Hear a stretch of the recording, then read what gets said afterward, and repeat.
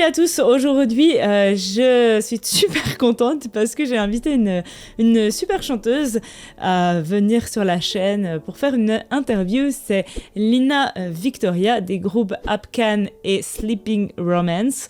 Et voilà, en fait, je vais pas vous dire grand chose de plus, je vais vous laisser du coup avec l'interview. Je te rappelle juste que, si mes vidéos te plaisent, de t'abonner et évidemment d'activer la petite cloche, de laisser un petit pouce bleu. Enfin, tu connais la chanson. N'hésite pas aussi à me retrouver sur mes autres réseaux, sur Instagram ou sur TikTok et aussi sur le Discord. Évidemment, tous les liens sont en barre d'infos. Et sur ce, je te laisse avec notre entrevue avec Lina et j'espère que ça va pouvoir t'apprendre plein de choses sur la vie artistique d'une chanteuse de métal. Lina, oui. Tu es née au Maroc, mais je ne dirai pas l'année, comme ça tu pourras garder le secret si tu avais envie de garder le secret. Tu as commencé à chanter vers tes 11 ans, du coup au Maroc, et tu as commencé un groupe de métal vers tes 17 ans aussi au Maroc. On en parlera parce que c'est hyper intéressant. Tu as été influencée par les groupes de métal, notamment alternatifs. J'ai vu Evanescence, entre autres, Maria Brink, In This Moment, des choses du genre. Tu travailles le chant clair et le chant saturé. Et j'ai vu par là que tu es passée aussi par la comédie musicale quand tu es arrivée en France, ce qui nous fait encore un point commun. Tu es actuellement chanteuse dans le groupe, je ne sais pas exactement comment il se prononce, Apcan. Ouais, exactement c'est ça. Ouais. Et Sleeping Romance, qui est un groupe italien avec lesquels tu as enregistré plusieurs albums et EP dans les divers groupes. Dont l'album actuellement que j'ai bien aimé, We All Are Shadows, dont on aura aussi l'occasion de reparler. Et actuellement, tu es aussi en formation pour devenir coach vocal. Tu suis la formation du coup de Emmanuel Trinquez, chant, voix et corps, qui est une super formation que je recommande d'ailleurs à tous ceux qui veulent vraiment se former dans le métier de prof de chant et de coach vocal. Voilà, vraiment super bien. En France en tout cas. Et mais comme si ça suffisait pas, hein. Tu es aussi auteur de fantasy. Ouais. Et puis tu fais aussi un petit peu d'illustration. On en parlera parce que je sais pas exactement à quel degré et niveau tu en fais, mais voilà, on a pas mal de points communs. Du coup, je suis hyper contente de t'accueillir sur la chaîne aujourd'hui. Donc bienvenue. Merci beaucoup. Pareil, ouais, on avait pu discuter avant l'interview et puis j'avais pu aussi regarder ton profil et tout, et puis j'avais vu qu'on se ressemblait, donc c'était trop sympa de savoir qu'on allait pouvoir discuter comme ça. Oui, c'est vrai que ça m'a vraiment fait rire en fait. Et le sport aussi, le sport. Mais oui, ça c'était le nouveau truc, j'étais là, mais c'est pas possible. Ouais. J'ai vu tes stories, ma j'étais petite sœur aussi. En plus, t'es née la même année que ma petite sœur. Oh, voilà. Maintenant, si quelqu'un va voir l'année de ta petite sœur, ils pourront savoir. Voilà. Mais Personne personne sait l'année de me... Bon, on s'en fiche. Non, mais ma maman. Je suis née en 93, en plus, je viens de faire 30 ans, donc c'est trop bien. En 93, donc. Hein. C'est 93 pour les Suisses. Voilà. Tout à fait. Je te propose, on commence à faire un petit quiz. Il faut répondre sans trop réfléchir, ok? Le but c'est de réfléchir à peu près du tac au tac. Je sais qu'il y a des questions, des fois, on pourrait dire que c'est égal, mais on verra, ok? Ok. Je tiens à préciser vraiment, j'étais pas au courant qu'il y aurait ce quiz. Oui, je sais. Je préfère préciser. Non, tu ne connais pas du tout les réponses, donc les questions du coup. Alors, donc c'est vraiment question fermée. Alors, metalcore ou death metal? Metalcore. Evanescence ou Arch Enemy?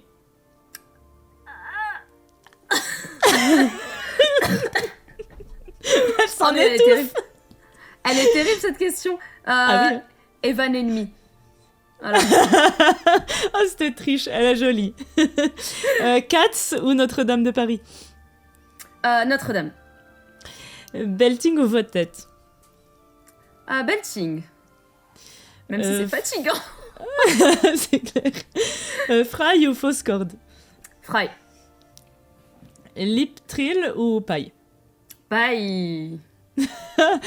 C'est marrant les bubules. Ça. Okay. Les bubules.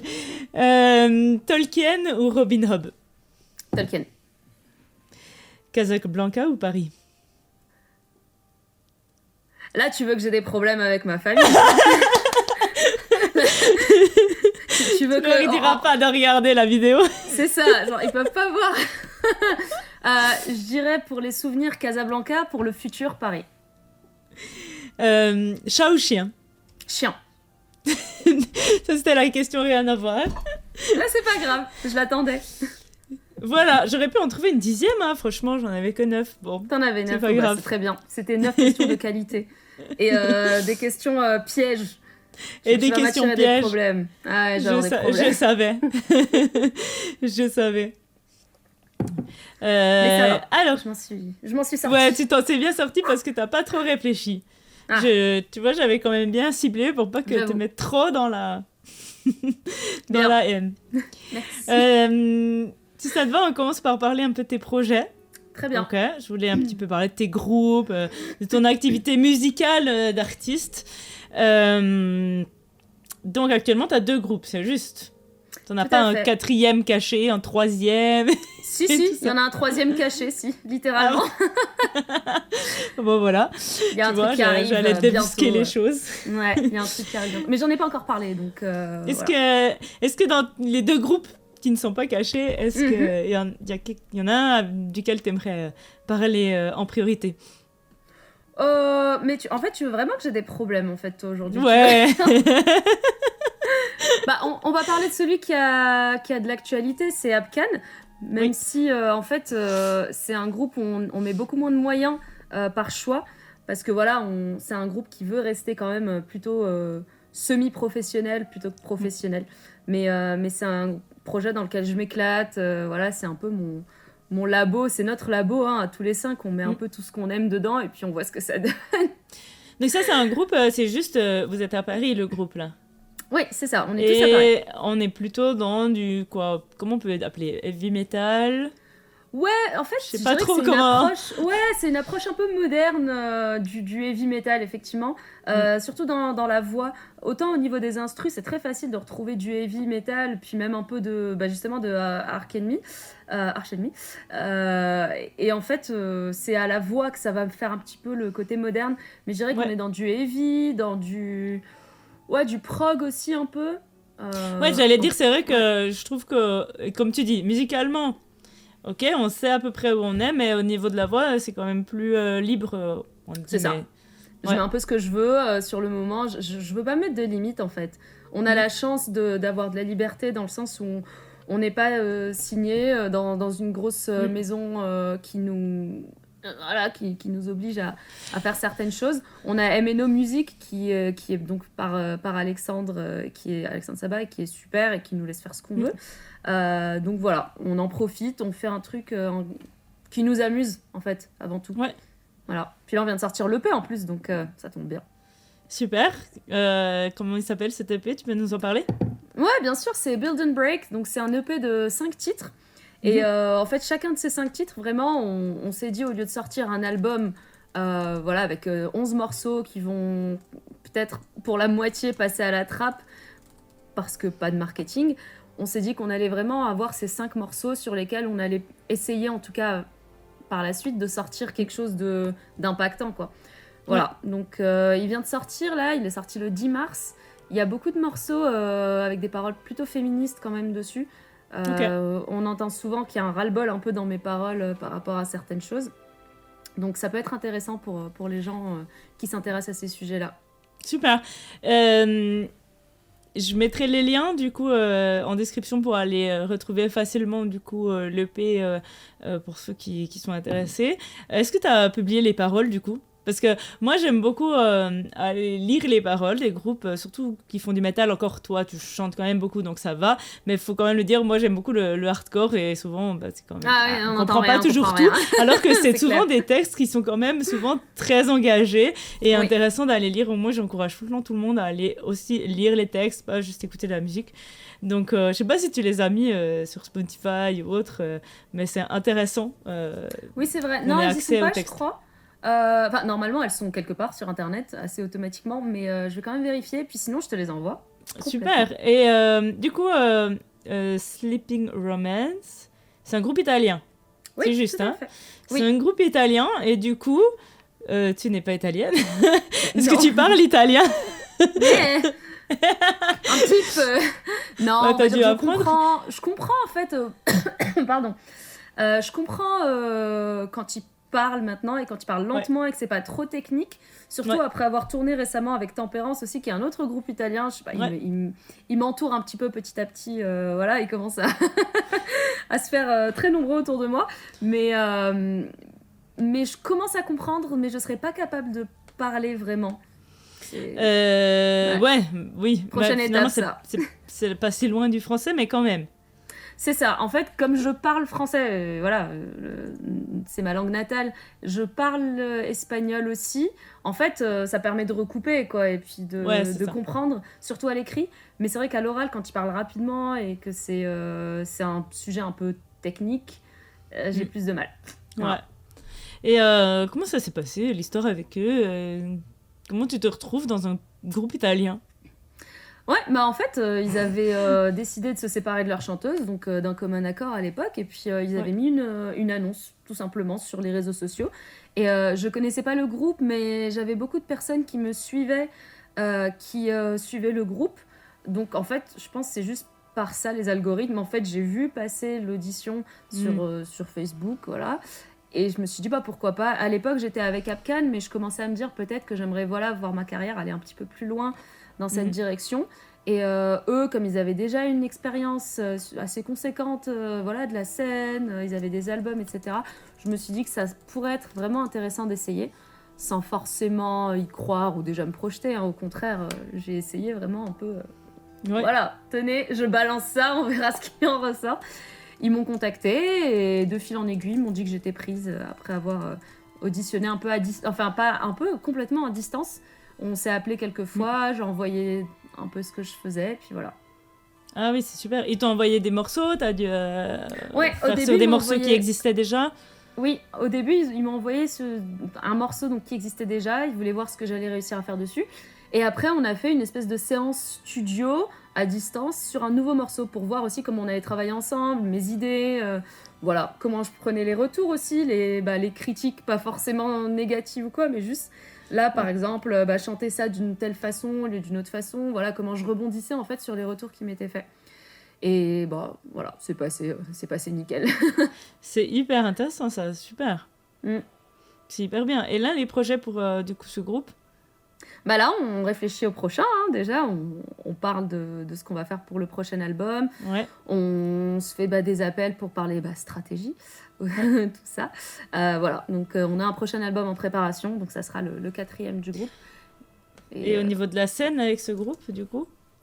Au niveau de la scène, là, on a une tournée qui arrive en... Enfin, c'est pas une tournée en fait, c'est plus... Il devait y avoir une tournée en France, malheureusement, elle a été annulée, voilà, c'est ça.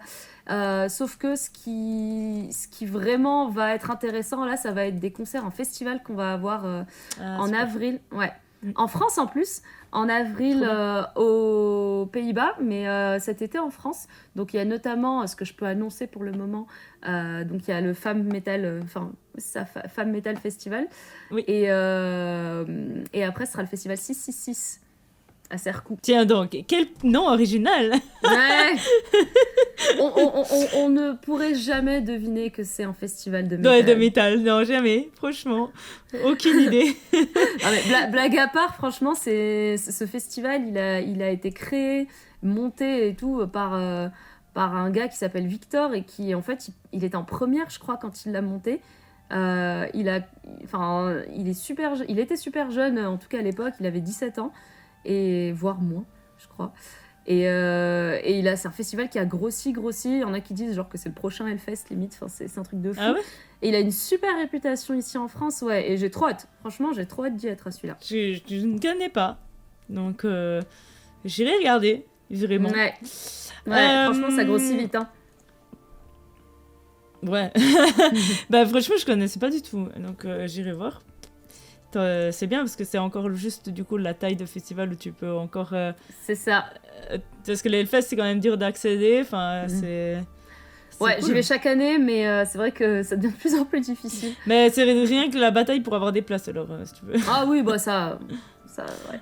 Là, c'est autre Moi, chose encore, c'est là, clair. voilà, j'aimerais bien y aller aussi, mais là, c'est difficile. Attends, j'avais une question par rapport à Sleeping Roman, mais je ne la trouve plus. Attends, du coup, j'y réfléchis. Ouais, pas de souci. Ah oui, la question c'était comment tu gères, comment tu fais la voix? Est-ce que tu composes? Est-ce que tu l'écris? Est-ce que pas? Est-ce que c'est vu que c'est un groupe qui existait avant, qui est entre guillemets un peu plus pro, est-ce que tu as plus de choses à imposer ou est-ce que c'est toi qui fais les choses? Alors, autant pour Apcan, c'est moi qui écris les paroles et les lignes de chant, vraiment, les mélodies, etc. J'ai l'instru, j'ai toute la liberté. Autant pour Sleeping Romance, c'est Federico qui va écrire les lignes vocales. Et par contre, avec l'autre guitariste, Mathias, je vais pouvoir écrire les paroles. Donc là, on a quand même la liberté à ce sujet. Et puis le thème, globalement, il est décidé à l'avance aussi. Mais on peut quand même, en prenant la ligne vocale, pouvoir placer les paroles qu'on veut. Et puis après, il va y avoir des ajustements une fois en studio, tout ça. Voilà. Oui, j'allais dire parce que tu sais, des fois, la difficulté quand c'est quelqu'un d'autre qui écrit les mélodies, c'est que ça soit faisable et que ça s'adapte avec la voix. Surtout, des fois, c'est des guitaristes, ils ont des idées. Ça s'adapte pas du tout. Des fois. Complètement. Comment ça se passe, ça, pour toi, avec ce groupe? Est-ce que des fois, tu te dis, non, mais en fait, ça, vous êtes bien gentil, mais Si, ça nous est déjà arrivé. C'est pas possible. Ça nous est déjà arrivé, oui. Puis même avec d'autres personnes avec qui j'ai travaillé pour d'autres compos ou autres, qu'on m'envoie une ligne vocale, j'étais là, c'est pas possible, ça, je suis pas un robot. Mais non, mais c'est vrai que Federico, il a quand même de l'expérience avec ça. Il a déjà chanté, il a déjà travaillé avec Federica avant, donc Oui. il a déjà travaillé avec des chanteuses, donc il sait quand même faire ça de façon à ce que ce soit faisable. Il y a déjà eu des moments où on a dû peut-être changer un peu quelques lignes vocales, mais c'était vraiment du détail. Dans ce cas précis, non, je trouve qu'il a fait du bon taf pour ça. Autant, c'est cool. Autant avec d'autres personnes dans le passé, c'est vrai que j'ai dû dire non mais en fait ça, c'est pas fait pour l'humain. Et bah oui, parce que moi j'ai souvent cette question-là avec des élèves et je dois dire quand même particulièrement avec les femmes. Des fois où on leur dit fais ci, puis après si tu viens et que tu dis oui mais en fait ça c'est pas trop possible, qu'on remette en question tes qualités de chanteuse en fait. Ouais. Est-ce que ça t'est déjà arrivé et comment toi tu réagis, puis quels conseils tu peux donner quand ça arrive, ce genre de choses? Et puis les hommes en général ils ont un peu moins ce problème, hein, disons-le clairement. C'est quand même plus les femmes qui ont ce genre de problème. Oui, c'est vrai qu'on a tendance à nous en demander plus et on a moins le droit de dire non, en fait, ou de dire on peut pas, parce qu'on a l'impression qu'on peut pas faire ça, ça veut dire on peut rien faire, alors que pas du tout. Mais mon conseil, c'est difficile parce que j'y suis confrontée moi-même, hein, donc c'est comme conseiller un... Comment tu réagis, comment tu gères du coup toi? Ouais, là, quand il a fallu que je le dise, je l'ai juste dit, en fait, tout simplement. Mais après avoir essayé dans mon coin de le faire, quand même. J'ai pas tout de suite... j'ai quand même... Il y a plusieurs étapes, en fait. Je suis passée par l'étape où là, ça va être compliqué. Mais on va quand même essayer parce qu'effectivement, quand on arrive dans le milieu pro, on se dit d'abord, on va essayer de faire nos preuves, hein, forcément. Ouais, c'est clair. Voilà. Donc, j'ai essayé dans mon coin. Et puis vraiment, quand je suis convaincue que je vais pas y arriver... que je mets un peu le doigt sur le problème et que je prends le temps de comprendre et d'assumer que c'est pas moi qui ai un problème, que ça vient d'ailleurs, là effectivement je le dis. Mais avec Sleeping Romance en tout cas, j'ai jamais eu ce problème. Ils m'ont toujours mise à l'aise à ce niveau-là. Ils m'ont même souvent dit si c'est trop haut pour toi, tu le dis. Au contraire, si c'est trop bas, tu le dis. Voilà, j'ai jamais eu de soucis de confort à ce niveau pour leur dire quand quelque chose était m'allait pas ou quoi. Voilà. Mais ouais, mon conseil en fait c'est déjà d'essayer, hein, quand même. Parce que parfois ça permet en fait, ces petits challenges, c'est ce qui permet justement d'acquérir un nouveau skill, un skill, hein, c'est voilà, prendre l'opportunité quand même de voir si on peut pas aller chercher ça m'est arrivé à d'autres moments de voir un truc et de dire ouf, ouais non, ça c'est pas un truc que je peux faire. Et en fait, en prenant le temps, finalement, si. Et là, c'est un truc facile qui s'est ancré parce que j'ai travaillé dessus. Donc peut-être déjà voir si c'est pas l'opportunité d'apprendre un truc quand même. Mhm. Et après, ouais, se donner le temps, en fait, d'accepter si c'est pas quelque chose qu'on peut faire parce que c'est irréalisable, que c'est pas humainement possible ou quoi. Ouais. Se donner le temps de l'accepter soi-même pour après, quand on le dit, pouvoir vraiment le dire. Et pas juste dire, bah, je crois que... Non, vraiment dire, ça, je ne peux pas. Ouais, et avoir des arguments pour pouvoir dire ça, c'est comme Exactement. si... Ça, parce que des fois, on peut pas parce que c'est technique, et des fois, c'est parce que c'est écrit d'une façon, et qu'il faut pouvoir C'est dire, ben, ça. là, c'est écrit comme ça, tu vois, ça, je peux pas... Enfin, voilà, c'est juste Exactement. inhumain. Nous ne sommes pas une guitare, nous ne sommes pas un clavier, et que... Il y a Exactement. des choses... Et Il on y a peut des pas choses faire difficiles. tan tan comme ça facilement, non, bah oui. Ouais, voilà, il y a quand même des choses... voilà. Mais apprendre à savoir enfin comment le dire et pourquoi on peut pas le faire en fait. Pas juste dire je sais pas avec une attitude un peu hésitante parce que ça par contre c'est la porte ouverte après. Mm. Ouais, faut assumer, hein, à un moment Faut donné, quand on assumer, dit ouais, que... c'est ça. Voilà. Ou proposer quelque chose. Exactement. Ouais, c'est vrai ça. C'est quoi ton rêve au niveau des projets musicaux, ton objectif là, dans ta vie artistique musicale? Ouais. Ah, c'est une question Peut-être vaste. que... Ouais, voilà, j'allais dire, peut-être que tu pourrais en parler pendant 24 heures. Très certainement. Je vais essayer de donner des petits objectifs un peu voilà, court terme, moyen terme, Voilà. long terme un peu voilà, pour bien organiser ma réponse. Je dirais qu'à court terme, déjà, c'est vrai que j'aimerais beaucoup voir comment les gens répondent à mon nouveau projet là qui arrive, Ouais. qui sortira bientôt parce que voilà, ça sera un projet vraiment qui me représentera entièrement au niveau du style musical, etc. Puis même Ça, c'est bien. visuellement, je vais un peu allier toutes mes passions en fait dans ce projet-là. Il y aura une histoire, des visuels, un univers visuel vraiment évocateur. Donc ça, c'est le court terme. Le moyen terme, ça serait vraiment de trouver une façon de donner à chacun de mes projets sa place dans une grande mesure en fait. Pas seulement qu'ils existent, mais vraiment que chacun grossisse et que ça avance, tout ce petit monde avance ensemble là où il veut, parce que comme je t'ai dit, Apcan, notre but c'est pas de faire de l'international.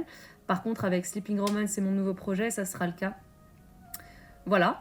Et long terme, bah, bien évidemment, pourquoi pas un jour faire les plus grandes scènes qui existent et les plus grands festivals qui existent aussi, hein, tout ça en gardant les pieds sur terre, évidemment, et en rencontrant des gens cool, comme nous. Bah oui. Ouais, t'aimerais, au niveau du chant, si ça se développe vraiment et puis que ça passe au niveau pro et que tu dois un petit peu pas, je dis pas de mettre que ça dedans, mais est-ce que t'aimerais aller vers ce stade-là? Ah oui, bah oui. Quitte à, voilà, ouais. quitte à devoir, je sais pas, arrêter d'autres choses, comme l'enseignement ou d'autres choses. Ouais, c'est vrai que j'adore l'enseignement et c'est ce qui me permet en fait de garder une stabilité quand je suis pas forcément en tournée ou en enregistrement studio ou en tournage ou quoi.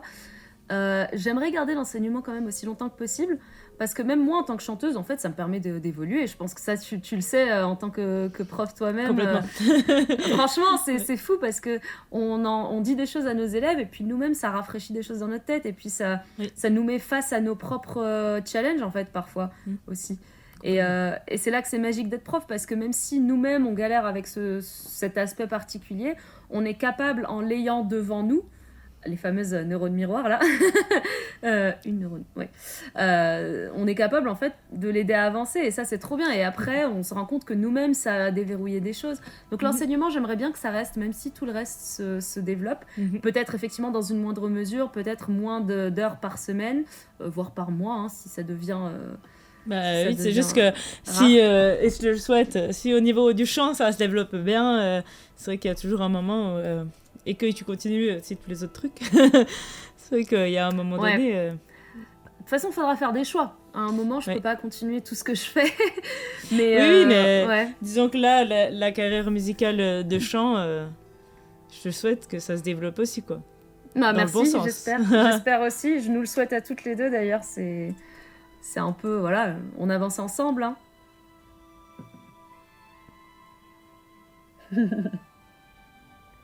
Tout ensemble. Attends, je check juste si je fais des sauts dans mes questions. Vas-y. Pendant qu'on était dans les projets artistiques, j'ai une question qui revient assez souvent de la part des gens. J'en ai qui me demanderaient de faire une vidéo là-dessus, donc peut-être qu'une fois, je te propose de faire une vidéo un peu plus construite sur le sujet. C'est le sujet de comment est-ce qu'on travaille la scène. Tu vois, la scène de général, tu vois, les mouvements, entre guillemets, le charisme sur scène, comment on bouge, comment on travaille ça. Comment toi, tu envisages ça, comment tu travailles ça au niveau, je sais pas, à la maison, parce que on pourrait se dire, ouais, c'est inné, ça vient comme ça. C'est tout ce que non. Comment tu abordes ça? En fait, on m'a dit une fois quelque chose qui m'a bien sûr fait plaisir, mais qui en fait était totalement faux. Après un concert, un de mes premiers concerts, vraiment, je me rappelle, un ami est venu me voir et il m'a dit « C'était top, en fait, sur scène, on voyait que tu avais travaillé tes gestes devant un miroir. » Et en fait, pas du tout. Je lui ai dit, mais j'ai jamais travaillé devant. Et je n'ai même pas eu l'idée, en fait, de le faire. Alors que c'est une super bonne idée, d'ailleurs, soit dit en passant. Ouais, on conseille souvent ça. C'est ça. Mais je ne l'ai absolument jamais fait. Ma méthode à moi, c'est que, en fait, j'ai beaucoup eu je pense, de frustration quand j'étais jeune, à voir beaucoup de scènes depuis des vidéos, en fait, des grandes scènes, des grands festivals, à travers des vidéos, des groupes que j'adorais, que j'aurais aimé voir sur scène, mais comme au Maroc, il n'y avait pas grand-chose, j'ai vu beaucoup de vidéos. Et je pense que, en fait, malgré moi, j'avais emmagasiné toutes ces images que j'avais vues, que j'aurais aimé pouvoir exprimer un jour moi-même. Et je pense que c'est les mêmes gestuels qui sont ressortis quand je suis arrivée sur scène. Vraiment, c'est que tout ce que j'avais en moi, je l'ai jeté. Et sur scène, je me rends même pas compte, en fait, parfois, de ce que je fais. Je calcule très peu mes emplacements, à part à certains moments, pour être en phase avec les musiciens.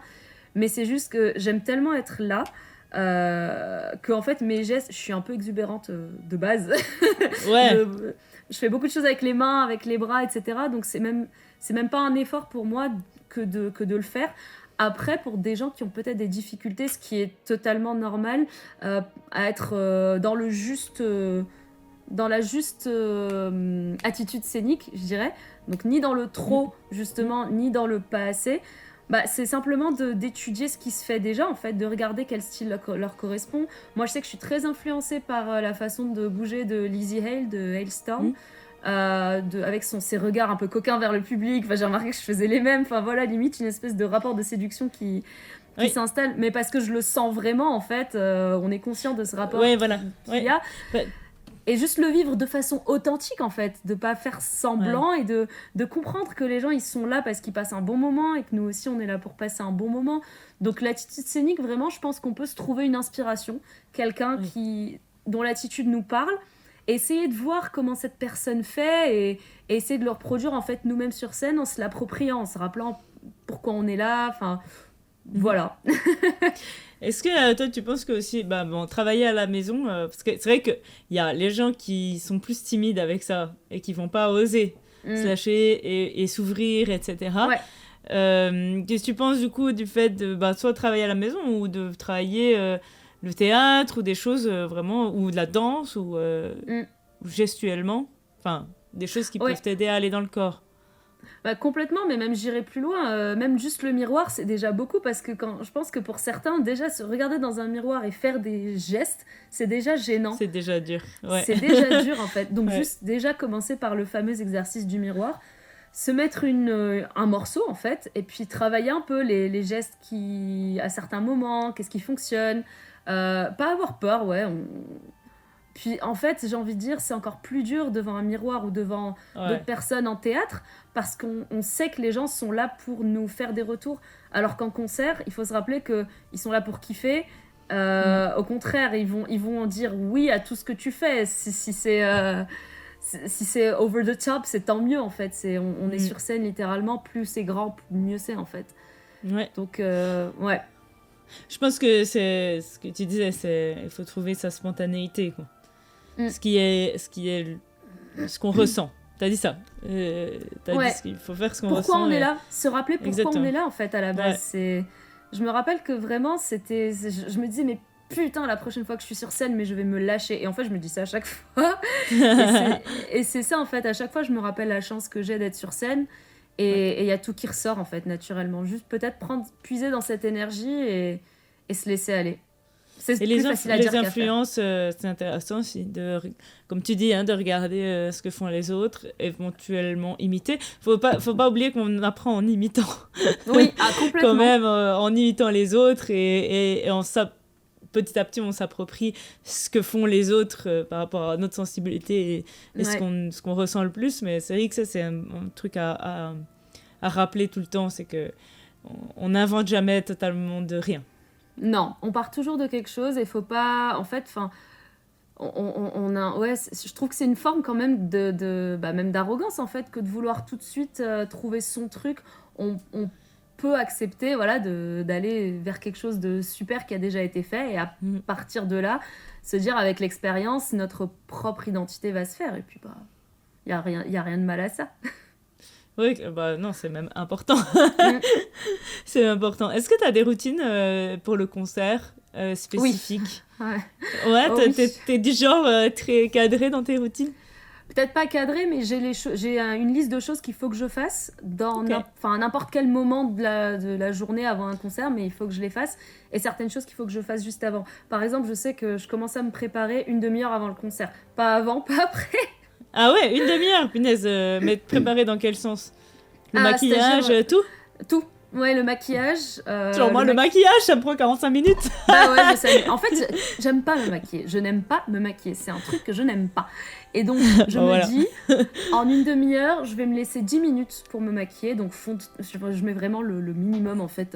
Fond de teint, fard à joues, rouge à lèvres, mascara et de l'eyeliner ou de l'eyeshadow. Là, je sais plus comment on appelle ça, le fard à paupières. C'est tout. Vraiment, c'est tout. Waouh. Généralement, mes cheveux sont déjà faits. Ça, je le compte pas. Tu fais pas partie des gens qui ont des cheveux qui font n'importe quoi si tu en fais rien. Si, mais du coup, ils sont déjà. Enfin, là, par exemple, ils sont quand même lissés, et puis je fais des Ah, boucles, tu les enfin, lisses, des ouais. waves. Ouais, voilà. Et puis, généralement, ça me tient une semaine. Et je vais Ah. me les laver une fois par semaine, parce que sinon, j'ai plus de vie, parce que ça me prend 1 heure et demie à chaque fois. Donc, si je dois faire ça tous les jours, c'est pas possible. Donc, une fois par semaine, Je et comprends. puis après, je suis bien pour la tournée des concerts après. Puis, j'utilise les jours off pour me laver, limite, les cheveux. Je prends des douches quand même tous les jours, hein, attention, hein. On va me faire dans ce que je t'ai pas dit. Mais Attention, hein. les cheveux, c'est pas un problème. Après, une demi-heure avant, c'est ça, je mets ma tenue, ce qui me prend généralement 5 minutes. Je me maquille et après je m'échauffe tranquillement, voilà, pour être prête mentalement. Je me mets dedans pendant que je me prépare, donc les 30 minutes Ouais. avant le concert. Qu'est-ce que c'est tes exercices préférés au niveau de la voix? Les bulles. Ah, voilà. En fait, ouais, dans mon Encore et petit toujours sac la à dos. paille. Ah mais oui, la paille, c'est génial. Enfin, dans mon sac à dos, j'ai une petite bouteille d'eau avec voilà, un peu d'eau dedans que je ne bois pas. Et par contre, j'ai ma petite paille voilà, que je prends. Et puis 5 minutes avant chaque concert, je vais simplement faire des bulles dedans, faire la première chanson entièrement après. Donc je vais faire en bulle. juste des bulles, puis mettre du son, puis faire un peu des sirènes, etc. Et puis Ouais. après, je vais finir par faire la première chanson. Et On est d'accord, la chanson, tu l'as fait en bulle. oui, c'est Ouais. ça. Ouais. Donc voilà, enfin Ouais, non, mais voilà, je- je fais. Je fais faire ça aussi, donc je pense que les gens qui me suivent ou qui sont mes élèves, ils savent. Ouais, voilà. Mes Ouais. élèves, je pense qu'ils reconnaîtront aussi l'exercice. Puis Ouais. j'alterne aussi parfois entre. Je fais quand on arrive du coup vers le début du concert, quand on est à quelques minutes, j'alterne Bubule et le chant du morceau normalement. Et puis en fait, je fais ça, voilà, j'enlève, je mets, j'enlève, je mets. Voilà. Puis c'est tout. Vraiment, je fais pas plus que ça. Parfois, mais quand j'ai pas la paille, je confirme. fais voilà. Mais c'est vrai que les bulles, en vrai, moi, enfin, je dis souvent, tu peux faire que ton échauffement qu'avec ça. Hein. T'as pas besoin de selon, beaucoup plus. ouais, selon ce qui se passe en fait pendant le concert, hein, tout simplement. Oui, évidemment. Voilà. Pour moi, oui, c'est suffisant en tout cas. Ça m'a suffi. Ouais, je pense aussi qu'on peut se débrouiller beaucoup avec les bulles. Est-ce que tu as des exercices pour réchauffer au niveau de la saturation? La saturation, tout simplement le tout bête pour le fry. Hein, je parle du fry, oui. Mais tu fais beaucoup de fry, toi, je crois. Hein. Un petit peu, ouais. Parfois avec Apcan surtout, ouais. Ouais. Ouais. Puis en fait, il s'agit de détendre en fait complètement aussi, me masser le larynx aussi parce que Mm. si c'est tendu, le fry il sort pas en fait. C'est incroyable, mais Ouais. ça va. C'est marrant ça fait parce un que truc c'est une des saturations les plus compressées au niveau du larynx, mais c'est celle qu'on ressent le plus détendue. Exactement, C'est vraiment complètement. Ouais. assez particulier comme Mais parce sensation. que c'est dans la nuance en fait, tout est dans la nuance et l'équilibre. Et en fait, cet équilibre, il est vachement précaire en fait. S'il y a quelque chose qui va C'est pas, un fil. Moi, je dis Ouais. toujours que c'est marcher sur un fil. complètement, exactement. Et je pense que ça, c'est des choses. Je n'arrêterai, je pense, jamais d'avoir de la marge de progrès dans le fry parce que Ouais. on se sent jamais assez stable dans le fry. Et c'est toujours un complètement. challenge. Le moment où le fry il arrive, on se demande s'il va sortir. Et quand il sort, ok, c'est bon, reste comme ça, change rien. Ouais, puis même quand tu dis que t'as l'impression de rien changer. Non, c'est Ah, vrai mais que c'est c'est- souvent un sujet de discussion avec le fry. J'ai beaucoup d'élèves qui cherchent le fry et puis bah, je leur dis toujours, oui, c'est quand même assez instable. Ouais, complètement. Et même quand tu le maîtrises, ça reste quelque chose d'hyper... comme je dis, c'est sur un fil. Et puis, Ouais. ce que je dis toujours aussi, c'est ce que tu dis, c'est que, en fait, c'est tous les jours, tu dois le rééquilibrer. Ah ouais. Tu vois non, ce mais que je c'est veux dire? incroyable. Tous les jours, tu dois le rééquilibrer. Il n'y a pas un jour, bah, c'est bon, tu sais ce que c'est. Moi, je veux faire du belting, le corps, il sait parfait. Enfin, tu vois, Ouais, il exact. n'y a pas autant besoin de rééquilibrage tous les jours. Le fry, c'est tous les jours, tu dois rééquilibrer Ouais. la machine pour qu'il soit bien. tu vois. Complètement refaire le son et puis même il y a le comme ça pour vraiment le placer en plus du fry après faut le remettre parce que parfois ça repart, enfin c'est terrible, c'est terrible. Mais c'est ça qui est cool aussi, hein. Mais c'est vrai Ah qu'il oui est- oui, mais c'est ça qui fait peur aussi. Moi, je trouve que le fry fait beaucoup progresser dans sa technique vocale du fait que ce soit autant quelque chose d'autant précis, qui demande autant de précision. Complètement. Ça permet vraiment de se connecter à ce qui se passe et de comprendre en fait, d'apprendre à écouter ce qui se passe. C'est fou hein. Ouais. Et puis il y a aussi le growl aussi pour en revenir à ta question.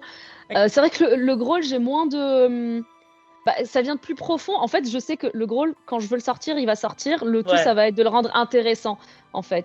Et qu'il soit assez gras, assez épais. Et ça, en fait, dans les bonnes conditions, il sort. J'ai même envie de dire, il faut juste faire attention, en général, à pas trop pousser dessus pour pas se blesser. C'est tout, très sincèrement. Je fais pas forcément d'échauffement spécifique pour le growl, à part juste le... aller le chercher encore plus loin, voilà, essayer de le remonter, enfin voir un petit peu tout ce qui se passe. Mais c'est plus de la familiarisation que de l'échauffement, je dirais. Oui. Moi, je dis toujours, hein, l'échauffement, c'est souvent juste, pas se rassurer, mais tu vois, juste de se dire, de repréparer les muscles, et de leur dire, en fait, on va faire ça. Ah oui, c'est vrai. Vous vous rappelez ce truc-là? Ah oui, ça, Voilà. C'est une sorte de rappel pour le cerveau, finalement, l'échauffement avant un concert, c'est pas tant un vrai échauffement où les muscles doivent s'échauffer. Ouais. Moi, j'ai toujours, c'est remettre, c'est repréparer les muscles à ce qu'ils aient cette spontanéité de fonctionner et puis de faire ce qu'on leur demande au moment où on leur demande. Ouais, complètement. Et en plus, enfin, juste pour finir sur ta question de routine, en fait, ça s'arrête même pas là pour moi, c'est même après le concert. Je vais refaire des bulles avant de dormir. Ça va être mon dernier petit truc. Une sorte de cool down. C'est ça. Avant de dormir, avec les bulles, je fais juste, là pour le coup, je chante rien. C'est juste, je fais des bulles en me concentrant, mais même juste 5 minutes, en me concentrant sur ce qui se passe et puis en détendant en fait le larynx. Et puis c'est tout. Et le lendemain, généralement jusque-là, je vais bien. Du coup, pendant que je suis là, tu as des conseils voix pour quand tu es en tournée, par exemple, tu as plusieurs concerts d'affilée où c'est compliqué et qu'on alterne chant saturé, chant clair, ce qui peut pas toujours être facile. Oui. Toi, c'est quoi tes trucs à toi? Ah, c'est vrai que là, en plus, comme je sors d'une tournée où il y a eu pas mal de dates sans pause, donc à un moment, il y a eu 9 dates d'affilée, j'ai eu un peu peur. Mais en fait, ça s'est bien passé. Mais en fait, il faut simplement être hyper sévère envers soi-même dans ces moments-là. Sévère et en même temps gentil, dans le sens où faut pas se dire non, je fais un peu plus la fête. Non, on va dormir. C'est être sévère et en même temps gentil envers soi-même. On va dormir, on se repose, on se laisse tous les moments pour se reposer. Généralement, dans un groupe où ça commence à être professionnel, personne va nous le reprocher. Je sais qu'il y a un problème avec ça au niveau des chanteurs. On a tout de suite peur d'être taxé de diva. Mais dans un groupe pro, ils savent que voilà, hein, c'est comme ça. Tu as ta voix, tu as besoin de ta voix, le groupe a besoin de ta voix. Donc, tant que voilà, tu aides quand tu es là, bien sûr, tu fais tout comme tout le monde, sauf qu'à un moment, ta voix, elle a besoin de se reposer, quoi. C'est tout. Donc, il faut pas s'empêcher de se reposer, d'aller dormir, de bien dormir. S'hydrater tout le temps de l'eau, tout le temps, de l'eau. J'ai une petite astuce que j'ai trouvée, là, c'est plus du matériel, c'est le thé throat coat, que j'adore. Throat coat. Ça se vend ça se vend juste aux États-Unis et c'est magique. C'est magique. C'est pas vraiment du thé, c'est plus une infusion en fait, parce que le thé ça assèche en fait, donc je ne donnerai pas ce conseil-là. Non, c'est une infusion. Il y a de la réglisse dedans, il y a d'autres trucs aussi, mais vraiment, throat coat, ça fait une espèce de velvet, enfin, ça fait une espèce de film. Ouais, de film. Ouais. Bah, la ça réglisse, protège. c'est ça, un peu, hein. Oui, exact. Je crois que ça vient de là. Et c'est top en fait. Bah, j'ai vu d'ailleurs en tournée là que Taria, il utilise le même. J'étais là, je l'ai vu avec sa tasse et le petit truc qui dépassait. Puis je suis allée lui dire, mais en fait, ça c'est le throat coat. Et puis j'avais moi-même mon petit truc à thé avec le même. Et puis elle l'utilise depuis des années. Moi, je l'utilise pareil maintenant depuis 1 ou 2 ans. Donc clairement, je donne ce conseil. Throat coat, ça s'appelle. Il faut que je mette le lien. Je te donnerai le lien. Bas. Ouais, volontiers, ouais. C'est vrai que moi je dis toujours que l'été, enfin les trucs qu'on mange, ça n'a pas tant d'incidence sur la voix que ça, étant donné que ce qu'on mange ne passe pas par nos cordes vocales. Oui, c'est vrai. Et je suis une grande fan des inhalations. Des inhalations, ouais. Mais effectivement, il y a quand même des choses qui peuvent, comme tu dis, faire comme un film protection, au moins détendre, aider à... Voilà. Des fois, ne serait-ce que si c'est psychologique, il faut le faire. Ouais, exactement. Si c'est placebo, on s'en fout. Ça marche. Ça marche, exactement. Mais en fait, les inhalations, je suis aussi méga fan. Après, c'est vrai qu'en tournée, j'essaie de faire avec le minimum et le plus simple. Après, tu as les inhalateurs portables, là, tu sais, mais soit c'est cher, soit c'est dangereux, ces choses-là. Là, ouais. Écoute, moi, j'ai le bol et l'eau chaude à l'ancienne. Tu mets tes mains au pire. Ouais, ou même tu mets tes mains comme ça. Et franchement, ça marche déjà. Oui, complètement. Pas des fois, c'est difficile, mais ça, c'est clair. Mais le thé, là, c'est un bon truc. Ouais, surtout en tournée où tu as un minimum de choses à porter, où tu peux pas, en fait, te balader avec plein de choses. Tu prends ta petite... c'est pas ta théière, j'ai dit théière tout à l'heure, mais ton thermos. Ouais. Tu prends ton thermos, ton stock de thé. Dans toutes les salles, tu vas avoir de l'eau chaude, voilà, c'est ça. Ouais. Et puis, c'est parti, quoi. Tu as le Gelovox aussi. Tu dois connaître. Ouais. Moi, il me sert pas à grand chose à moi, mais parce que je pense que moi, je crois pas trop à ça. Mais c'est un truc connu des chanteurs. Ouais, moi, ça me sert énormément. Mais quand même, faire attention à ce qu'on mange un petit peu, parce qu'il y a des choses qui font des reflux. Et ça, par contre, pour le coup, ça peut quand même... ça fait des... etc. Moi, je sais que j'en suis bien victime. Comme chocolat. Ah oui. Restez loin du chocolat. C'est connu. Ouais, t'as d'autres conseils? Le lait, le chocolat? Ouais, le lait, le chocolat, je dirais. Tout ce qui est acide en général, en fait. Apprendre à s'écouter. Enfin, le chant, c'est vraiment un appel à s'écouter parce que notre corps, il commence à nous envoyer des signaux par rapport à ce qui va pas. Et la voix, c'est le premier truc à en être la représentation extérieure. Alors, faut s'écouter. Faut vraiment s'écouter et la voix va nous dire ce qui est bon pour nous ou pas. Quand la voix elle va bien, c'est qu'on a tout fait bien. Sinon, c'est qu'il y a un truc qui cloche. Oui, c'est hyper intéressant ce que tu dis. C'est vrai. Ouais, on dit toujours la voix est le miroir de l'âme, mais pas que. Il est le miroir de ta santé générale. Complètement. Oui, je trouve que quelqu'un, par exemple, qui fume depuis des années, quand ça commence à avoir un impact sur la voix, c'est qu'il y a d'autres choses qui vont pas non plus à l'intérieur, malheureusement. Donc, complètement. Voilà. C'est hyper intéressant, ça. Je vais m'en souvenir. Philo. Ouais, c'est ça. L'instant philo, mais la voix, il y a beaucoup de sujets philo qui peuvent se raccrocher à la voix, je trouve. Complètement. Bah oui. Puis même l'émotion, quand on va pas bien, là, la voix, quand on a envie de pleurer, la voix, elle se serre aussi. Enfin, même si on est en super forme physique, émotionnellement, si ça va pas, on n'arrive pas, ça sort pas, quoi. Oui, c'est clair. Ça a peu rien à voir, mais tu as fait un peu de comédie musicale? Dans quel style? Un petit peu. C'était musique actuelle, en fait. C'était un projet semi-pro de mon école de commerce où j'ai en fait passé les auditions et j'ai été prise en tant que soliste. Donc il a fallu que je chante du Christina Aguilera. J'allais te demander si tu avais d'autres influences justement que le chant rock, metal dans ce que tu as écouté et qui aurait pu influencer au niveau du chant. Tu vois, moi, tout le monde sait, j'ai fait du classique, j'ai fait plein de styles, la comédie musicale et autres. Et toi, est-ce qu'il y a d'autres choses que les grands noms du métal alternatif qui t'ont influencé? Complètement. Alors, autant dans la technique, c'est le métal, autant dans l'interprétation, c'est complètement la comédie musicale. Enfin, on a Barbra Streisand, par exemple.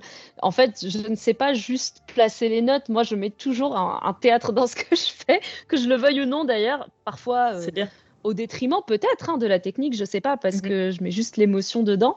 Mais Barbra Streisand, par exemple, de Don't Rain on My Parade, mais j'adore, en fait, ce qu'elle fait. Et enfin, c'est incroyable, quoi. Tout ce qui est Rocky Horror Show, tout ça, enfin, vraiment, ça me... Ah, c'est vraiment ce qui me donne envie de chanter, limite plus que le métal, parce que tu joues quelque chose, tu joues un personnage. Et c'est aussi ce qui m'a donné envie, d'ailleurs, de créer le projet qui vient, là. Oui, j'allais te dire ça fait référence. Enfin, j'allais dire, ça fait un lien. Du coup, complètement. Et après quelque chose où tu as une histoire, où tu crées depuis... Exactement. Je serai un personnage dans ce nouveau projet, donc c'est clairement le but, c'est d'avoir une vraie interprétation, comme dans les... Peut-être pas autant, mais qui aille vers ça un peu. Il y a Ice Nine Kills qui fait pas mal ça, déjà. C'est du metalcore, horror un petit peu, voilà. Ça serait un peu dans cet esprit-là, ouais. Donc la comédie musicale, ouais, c'est clairement quelque chose que j'adore. Et mes influences vocales viennent aussi, je pense, pas mal de là, ouais. Ok, super intéressant. D'où une préférence pour le belting ou pas du tout? Oui, ah bah si, complètement. Ouais. Ah, ça, complètement. Tu penses que ça te vient de là? Oui, je pense, parce que les premières fois que j'ai imité des chanteuses qui faisaient du belting, c'était de la comédie musicale. Parce que c'est du parler, en fait. Il faut apprendre à... Ouais, et puis c'est quand même la comédie musicale qui a bien mis cette technique-là en avant, hein, faut quand même le dire. Ça se tu en sais avant, beaucoup plus que moi sur le sujet, je pense. Non, mais voilà, c'est juste... c'est quand même la comédie musicale qui a mis ça en avant. Maintenant, on fait tout ça, et comme si c'était la chose la plus normale du monde, mais c'était pas le cas il y a encore pas si longtemps que ça. Complètement. Mais le belting, c'est puissant comme outil. Hein. C'est fatigant de ouf, mais c'est puissant. Ah ouais, tu trouves fatigant? Je trouve que c'est fatigant, ouais, par rapport au twang, où une fois que... le twang, c'est une espèce de cheat code. Mais on peut faire la même note en twang ou en belt en perdant un petit peu à chaque fois d'un petit aspect selon ce que tu choisis. Mais je trouve que le belting, à la fin, je ressens quand même beaucoup plus, comme c'est ma voix parlée, je ressens l'effort qui a été fait, alors qu'en twang, c'est un peu plus... c'est un peu plus cheaté, quoi, ouais. Ok, c'est marrant. Ouais, alors moi, le belt, ça doit faire partie de ma nature vocale. Ouais, peut-être, ouais. C'est pas le truc qui me fatigue le plus. Ça te fatigue pas, c'est génial. Ouais, non. Mais c'est intéressant, mais c'est vrai que dans la théorie, dans tous les cas, c'est fatigant. Je voulais te demander, en fait, parce que je profite, c'est la première fois que je me rencontre et que je parle à quelqu'un qui vient du Maroc et fait du métal. Comment c'est le métal au Maroc?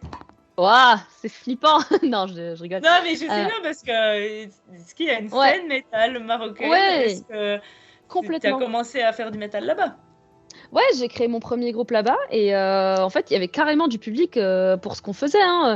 Je pense que le Maroc, ils attendent juste quelqu'un qui fasse ça bien et qui puisse organiser ça bien, en fait, surtout parce qu'il y a énormément de talent, mais c'est pas fédéré, en fait, encore. C'est juste, chacun fait ça dans son coin. C'est pas encore soutenu par les régions, l'État, etc. Parce que c'est mal compris, parce que il y a des... Est-ce que c'est mal vu? Oui, c'est encore mal vu, même si ça s'est normalisé, parce qu'en fait, il y a eu un moment, je sais plus en quelle année, je crois en 2005, il y a eu une arrestation qui s'est faite. Ils ont voulu faire un excès de zèle et puis ils ont arrêté une bande de gars juste parce qu'ils portaient des t-shirts de groupes de métal en disant qu'ils faisaient l'apologie du satanisme, alors que pas du tout. Ils ont été relâchés, hein. Mais il y a eu ça et ça a fait pas mal de bruit quand même, mais du coup, ça a un peu une mauvaise réputation. Alors que pas du tout. Mais ça s'est un peu lâché ces dernières années. Il y a de plus en plus de concerts au moins qui sont organisés, même si c'est des petits concerts. Mais vraiment, je pense que les Marocains adorent le métal. Ils ont juste besoin d'être canalisés et que quelqu'un fasse ça bien. Avec le groupe qu'on avait monté, très rapidement, en fait, on avait commencé à avoir du public parce qu'il n'y en avait pas beaucoup et qu'on voulait faire ça bien. On avait bien enregistré, on avait les moyens, bien sûr, on avait de la chance, donc on avait les moyens d'enregistrer ça bien. Oui. Après, voilà, enfin, trouver un studio qui sache mixer du métal, enfin, un producteur ou un ingé son qui sache mixer ou masteriser tout ça. Enfin, allez, bon courage quoi là-bas parce que c'est juste pas la culture. Après, quand on fait ça bien, on voit qu'il y a de l'intérêt. Il y a de l'intérêt, ouais. Ouais, je pense que les groupes intelligents ont tout intérêt à aller vers l'Afrique du Nord pour sa cible s'ils veulent y être avant, pour y être avant tout le monde parce que clairement c'est un marché émergent qui va devenir, je pense, stratégiquement un gros axe comme l'Asie d'ailleurs pour la musique. Ça n'est que mon opinion. Ouais. Vous faisiez du coup, vous faisiez du métal, vous le faisiez en arabe, en français, en anglais? En anglais, toujours. Je n'ai jamais chanté autrement qu'en anglais. Alors moi je suis absolument très très fan de la culture musicale du Maghreb en général et de la langue arabe chantée. C'est genre juste... Je sais pas, je dois avoir des origines quelque part dans mon sang parce que c'est genre tellement physique chez moi. Mais oui, vraiment, il y a un truc physique qui se passe et je me dis mais c'est pas possible, je dois avoir un truc. Parce que c'est vraiment hallucinant. Mais j'ai jamais vu Cédric dans d'autres... Bah si, enfin dans des trucs de la pop ou des choses comme ça, oui, mais dans le métal, pas encore. Ouais. Ça peut être cool. Ouais, on s'est demandé aussi pour mon projet si on n'allait pas mettre un peu d'arabe, mais en fait c'est juste que ça me parle pas. Enfin, je trouvais pas le lien avec mon projet. Et oui. Ouais, voilà. Mais je comprends et c'est vrai que la langue arabe, c'est une langue qui est faite pour être chantée de toute façon. Elle est super mélodieuse. Ouais, c'est clair. Ouais, complètement. Ouais, j'adore. Bon, j'ai pas l'occasion de l'entendre vraiment beaucoup parler, alors que chanter c'est plus facile. Il suffit d'aller sur YouTube. Je te parlerai arabe si tu veux quand on se verra. Il y a pas de problème. Pour faire plaisir. Je suis tombée amoureuse après. Oh non. Quand même. Ma question prochaine. Je vais un petit peu profiter d'interviewer une femme qui chante dans le métal pour aborder un de sujets qui me tiennent à cœur personnellement. Je voulais te demander un petit peu comment ça se passe quand on est une femme dans le métal, dans un genre où on attend quand même très souvent une certaine féminité. Je sais pas si tu vois ce que je veux dire. Au niveau, je vois très bien. De l'attitude, du look, de qu'est-ce qu'il faut faire, de ce qu'il faut pas faire, de gna gna gna, etc. Comment ça se passe pour toi avec tes groupes, ou pas avec tes groupes si tu veux pas avoir de problème avec tes groupes? Comment tu le sens? Comment tu le vis par rapport à ça? Alors, non, à ce niveau-là, vraiment, j'aurais pas de problème avec mes groupes parce qu'ils sont complètement d'accord avec moi. C'est je fais ce que je veux, tout simplement. Ça, il n'y a même pas de discussion ou quoi. On n'en a pas eu parce que vraiment, c'est un truc que là, je sais que les gars le pensent tous dans mes deux groupes et dans l'autre projet. Ouais. En fait, je fais ce que je veux. Personne ne se permet de me dire comment m'habiller, comment être. Si j'ai envie d'arriver en tenue de sport comme sur le clip de Call My Name, eh ben j'arrive en tenue de sport comme sur le clip de Call My Name. C'est parce que j'ai envie, c'est tout. Si j'ai envie de mettre quelque chose d'un peu plus sexy parce que c'est mon propre plaisir et que je le vois bien sur ce passage-là, eh ben je vais le faire. Voilà. À aucun moment je n'ai même demandé leur avis parce qu'ils me demandent pas le mien pour comment s'habiller non plus. Donc voilà. Tout simplement. Voilà, il y a même pas, j'ai jamais eu de débat là-dessus avec aucun des membres de mon groupe, ou label d'ailleurs, ou manager non plus. C'est vraiment, je fais ce que je veux. Voilà. Et si quelqu'un n'est pas d'accord, et ben c'est pareil. Ouais, tu t'es jamais mis une pression aussi avec ça, de te dire, ouais, c'est vrai que, bon, quand on voit les groupes, les filles, enfin, surtout dans ce style de musique, c'est jamais non plus, c'est rarement totalement à l'arrache. Complètement. Ah, complètement, c'est clair. Je vais pas arriver avec une veste de jogging, même si j'en ai envie, par contre. Enfin, c'est clair qu'à un moment. Après, il y a une histoire de positionnement. Et en fait, il y a des codes à respecter, non pas si on veut être sexy, mais si on veut que les gens comprennent où ils doivent nous situer. On décide de s'y conformer ou non, hein, bien sûr, mais par exemple, moi, même si Sleeping Romance était un groupe de métal symphonique à la base, je leur ai dit, les gars, moi, les corsets et les robes à faux-fous, c'est pas mon délire. Ça va super bien à d'autres chanteuses, c'est magnifique. Juste que moi, je ne sais pas bouger dans ces choses-là et je n'aime pas les robes. C'est tout, je n'aime pas être en robe. C'est des jupes à la limite, des jupes volantes où je peux mettre un shorty en dessous parce que si j'ai envie de kicker dans l'air, eh ben, je peux kicker dans l'air sans qu'on voit ce qui se passe entre les, entre les jambes. Voilà. Mais ça va jamais être une robe à froufrou où je peux pas bouger parce que c'est juste pas moi. Mais c'est vrai que je mentirais si je dirais que j'ai jamais été tentée, surtout au tout début. Dans les premiers clips tournés où on sait que ça va être la première image que les gens vont avoir, on est tenté bien sûr de montrer qu'on a compris les codes, qu'on fait partie de cette catégorie-là. Après, comme j'ai grandi quand même avec des chanteuses qui finalement n'en portaient pas, comme Lizzie Hale justement, j'ai des codes plus... Lizzie Hale, c'est quand même un peu... tout petit peu un autre genre de musique et puis c'est vrai qu'elle s'en branle un peu C'est ça, exactement. En fait moi ça a toujours été ça aussi, c'est-à-dire que j'ai jamais basé mon image sur mes vêtements, c'est plus vraiment sur la musique que je fais et je m'habille un peu comme je veux. Parfois je suis en sport, parfois je suis en jean, parfois je suis en cuir machin, voilà, ce sera selon mon envie, parfois ce sera dans les codes, parfois pas du tout. Ok, c'est super intéressant parce que c'est vrai qu'il y a quand même des femmes qui disent qu'il y a, comme tu dis, il y a des codes, puis des fois tu peux ressentir une certaine pression à être dans les codes, et puis j'ai de la chance. C'est pas toujours facile d'avoir l'aplomb et la confiance en soi nécessaire pour se dire, en fait, voilà, je ne dirais pas de gros mots parce que sinon YouTube ne va pas m'aimer. Mais tu vois, et juste de balancer un petit peu tous ces codes, surtout dans ce genre de milieu-là. C'est sûr, comme je te disais, si tu vas dans le métal extrême et tout, bon, c'est un peu moins. Et encore, ça dépend, c'est un autre type de code après. Non, mais voilà, c'est vrai que je commence à avoir pas mal de retours de femmes qui me disent qu'on attend quand même des femmes, que même si elles font du death metal, que ça soit des femmes. Oui, j'ai eu des retours à ce sujet-là aussi. Clairement, je pense que j'ai une énorme chance de ne pas avoir des gars autour de moi qui me le demandent. Vraiment, j'ai jamais eu de personne qui m'a dit quoi mettre. Ouais, vraiment, j'ai jamais eu. Et je pense que aussi quand on me voit, je pense que ça sert à rien.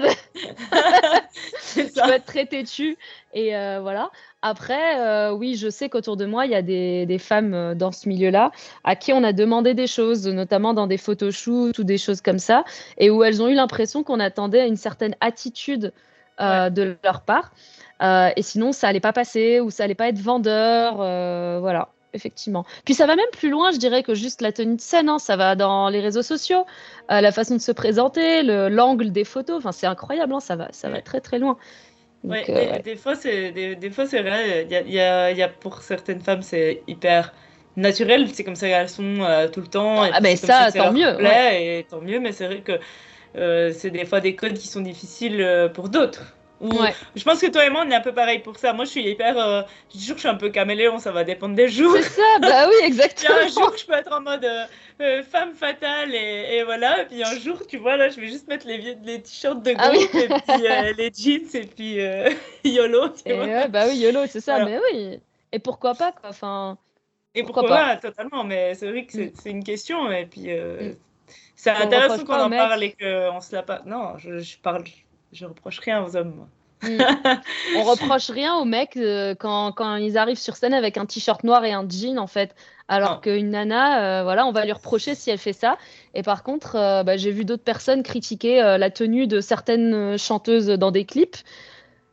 Alors qu'on s'en fiche, en fait. Enfin, c'est pas ça qui fait le genre de la musique. Si elle aime ça, et basta. Ouais, c'est pas ça qui fait le genre de la musique. C'est ce que j'essaye toujours de dire, même si je sais que c'est pas facile de se positionner comme ça. Par exemple, quand on est dans le symphonique, c'est vrai que comme tu dis, il y a pas mal de codes visuels et que du coup, c'est pas évident toujours de se positionner. D'autant plus quand on veut, si on a des ambitions de monter ou de se professionnaliser, etc. Et puis, malheureusement, eh bien voilà, pour moi, c'est encore quelque chose qu'il faut évoluer avec des gens qui vont avoir l'aplomb pour dire, moi, je fais comme ça, et puis complètement. Qui progressivement vont changer l'image. Et je trouve très intéressant ton positionnement justement à ce niveau-là. Pour pas forcément faire ce qui est attendu. Bah oui, moi mon positionnement c'est laissez-moi tranquille. Non mais c'est bien, on a besoin d'images comme ça en fait. Je trouve que c'est vachement intéressant d'avoir ce genre d'image. Merci. Je t'en prie, merci à toi. De me donner l'occasion d'en parler aussi parce que... moi je trouve que c'est important d'en parler. Ouais. En regardant, peut-être que les gens vont se dire la même chose. Et puis, il y a d'autres chanteuses qui font ça très bien. La chanteuse de Spirit Box aussi, qui s'habille comme elle a envie. Voilà. J'adore son style, moi. Ouais, pareil. Très street. En même temps, si elle a envie de mettre une jupe, elle a mis une jupe en tournée à un moment, elle a mis une jupe. Cool. Enfin, c'est tout. Ouais, j'aime bien. Ça dépend des jours. Comme je te dis, c'est un peu comme elle veut. Puis en même temps, ça va bien avec le style, en fait. C'est ça. Comme tu dis, encore une fois, on va pas reprocher aux hommes d'être en jeans et en t-shirt. Voilà. C'est ça. Enfin. Ouais, merci. C'est important ces discussions sur ce style, sur ça, sur les styles, sur l'image. Et l'image des femmes dans le métal, parce que mine de rien, c'est sûr que ça s'est développé ces 20 dernières années, mais il y a encore à faire. Comment la visibilité s'est développée, mais... Ouais. Mais il y a beaucoup de choses à voir encore. Justement, comment toi tu sens au niveau de la scène métal, comment tu sens l'accueil au niveau du genre encore dans la scène métal? Est-ce que tu te sens un peu, comme je disais, un peu dans des codes et on doit les respecter ou pas forcément? Là, j'ai l'impression qu'on entre dans une phase où il y a un peu donc ce qui peut être cool, selon comment on le perçoit, une discrimination positive. C'est-à-dire que j'entends beaucoup de promoteurs, de bookers, etc., mettre en avant le fait qu'il y ait une ou plusieurs femmes dans le groupe pour encourager en fait la programmation du groupe. Alors, cool, et en même temps, bon... Voilà. Cool dans le sens où le résultat au final, c'est qu'il y a plus de femmes sur scène. Et là, ça veut dire qu'elles ont eu la chance, en tout cas, de pouvoir s'exprimer, de montrer qu'elles étaient là et ce qu'elles pouvaient faire. Maintenant, ça serait bien que ce soit pas un argument de vente. Voilà. Ça serait bien qu'il n'y ait pas un argument de vente. Maintenant, le résultat, qui j'espère va déboucher sur une autre façon de faire, c'est qu'au moins, on voit de plus en plus de femmes sur scène, même si le ratio, il reste ridicule en fait. Le ratio femmes-hommes dans les festivals sur scène, c'est terrible. C'est pas que dans le métal. Oui, ça c'est sûr. Mais comme j'évolue dans ce monde-là, c'est vrai que c'est là que je le remarque le plus. Mais voilà. Après, oui, maintenant, moi, quelle que soit la raison pour laquelle on me met sur scène, j'ai limite même pas envie de savoir en fait si c'est parce que j'étais une femme dans ce groupe-là ou pas. Je ne veux pas le savoir. Au moins, on me donne l'occasion de m'exprimer et de montrer ce que je vaux. Et puis, j'espère que pour les autres femmes, ça sera pareil aussi, quoi. Et qu'à un moment, on arrêtera de devoir utiliser ça comme argument de vente, quoi. Comme argument, oui, je trouve... Bon, comme tu dis, c'est sûrement une phase. Et j'espère que ça sera qu'une phase, parce que c'est vrai que maintenant, on a des festivals femmes, etc., où toutes les chanteurs seront les femmes, etc. Et c'est bien, mais j'espère que c'est qu'une phase, parce que l'idée, à la fin, c'est que ça soit totalement naturel et qu'on se pose même plus cette question-là. Complètement, oui, c'est le but, j'espère. Aussi. Une dizaine d'années, peut-être franchement, avant, ça a quand bien même, évolué en 20 ans, là, déjà, ça n'a plus rien à voir quand même. Mais Mais j'ai quand même toujours un peu le sentiment que les nanas, elles doivent toujours être quand même belles, elles doivent quand même toujours être très bonnes au niveau technique.